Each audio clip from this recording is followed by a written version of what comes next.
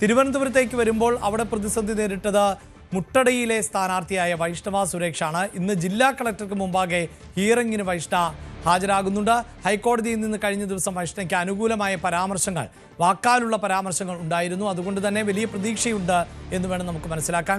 സാരംഗ് ചേരുന്നുണ്ട്. സാരംഗ്, കോടതിയുടെ ഭാഗത്തു നിന്നുണ്ടായ അനുകൂല പരാമർശങ്ങൾ, അതിൽ പ്രതീക്ഷയർപ്പിച്ച് തന്നെയാണോ വൈഷ്ണ മുന്നോട്ട് പോകുന്നത്?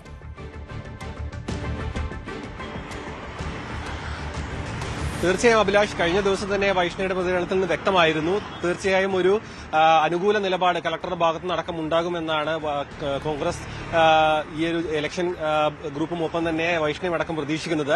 ഇന്ന് വൈകുന്നേരം 3 മണിക്കാണ് കളക്ടറുടെ ഹിയറിംഗ് തീരുമാനിച്ചിരിക്കുന്നത്. ആ സമയത്ത് ഈ ഒരു പരാതിക്കാരനും ഒപ്പം വൈഷ്ണയും ഹാജരാകാനാണ് ഹൈക്കോടതിയുടെ നിർദ്ദേശം ഉണ്ടായിരിക്കുന്നത്.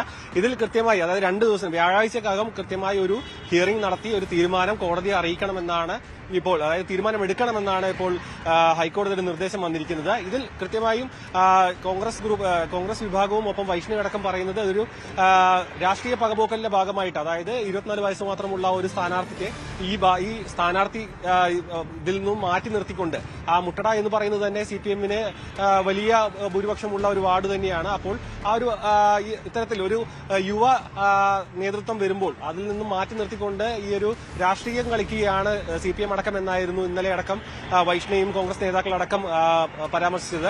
അത്തരത്തിലുള്ള ഒരു നീക്കം ഇത്തരത്തിൽ, അതായത് പരാതിക്കാരനടക്കം കൂടുതൽ തെളിവുകളുമായി മുന്നോട്ട് വരുമോ എന്ന കാര്യം വ്യക്തമല്ല. കഴിഞ്ഞ പ്രാവശ്യം ഹിയറിംഗിന് ഹാജരാവാൻ പറഞ്ഞ സമയത്ത് പോലും പരാതിക്കാരൻ ഹാജരായിരുന്നില്ല.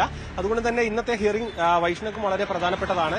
ഇന്നത്തെ ഹിയറിംഗിന് ശേഷം കളക്ടർ എടുക്കുന്ന തീരുമാനത്തിന്റെ അടിസ്ഥാനത്തിലായിരിക്കും സ്ഥാനാർത്ഥിത്വവുമായി ബന്ധപ്പെട്ട കൂടുതൽ തീരുമാനങ്ങൾ ഉണ്ടാവുക. നിലവിൽ കോൺഗ്രസ് ഗ്രൂപ്പും ഒപ്പം തന്നെ ഈ ഒരു ഇലക്ഷനുമായി ബന്ധപ്പെട്ട് നിൽക്കുന്ന പ്രവർത്തകരടക്കം ഇതിലൊരു അനുകൂല നിലപാട് ഉണ്ടാകുമെന്നാണ് മനസ്സിലാക്കുന്നത്. കാരണം ഇന്നലെ തന്നെ ഉണ്ടായിരുന്ന കോടതിയുടെ പരാമർശം, അതായത് ഇത്തരത്തിൽ ഈ ഒരു രാഷ്ട്രീയം കളിക്കരുത് എന്നതടക്കമുള്ള കോടതിയുടെ പരാമർശം അടക്കം വൈഷ്ണയ്ക്ക് അനുകൂലമായിട്ടാണ് കോൺഗ്രസ് വിഭാഗമടക്കം കണക്കാക്കുന്നത്. അതുകൊണ്ട് തന്നെ ഇന്നത്തെ ഹിയറിംഗ് അനുകൂലമായിരിക്കും. ഒപ്പം സ്ഥാനാർത്ഥിത്വവുമായി മുന്നോട്ട് പോകാൻ കഴിയും എന്ന് തന്നെയാണ് വൈഷ്ണയടക്കം മുൻകൂട്ടി കാണുന്നത്. കഴിഞ്ഞ ദിവസം മാധ്യമങ്ങളോട് പ്രതികരിച്ചതിനൊപ്പം തന്നെ വീണ്ടും സജീവമായി വോട്ട് അഭ്യർത്ഥിച്ചുകൊണ്ട് ജനങ്ങളിലേക്ക് വൈഷ്ണ ഇറങ്ങിയിരുന്നു. ഇന്നും ഗൃഹസന്ദർശനം അടക്കം ഉണ്ടെന്നാണ് മനസ്സിലാക്കാൻ കഴിയുന്നത്. തുടർന്ന് വരുന്ന ദിവസങ്ങളിലും ഇതുമായി മുന്നോട്ട് പോകാൻ, അതായത് ഈ ഒരു ഹിയറിംഗ് നടക്കുന്നതിനൊപ്പം തന്നെ ഗൃഹസന്ദർശനവും വോട്ട് അഭ്യർത്ഥനയുമായി മുന്നോട്ട് പോകുക തന്നെയാണ് വൈഷ്ണയും മുട്ടടയിലെ കോൺഗ്രസ് പ്രവർത്തകരടക്കം.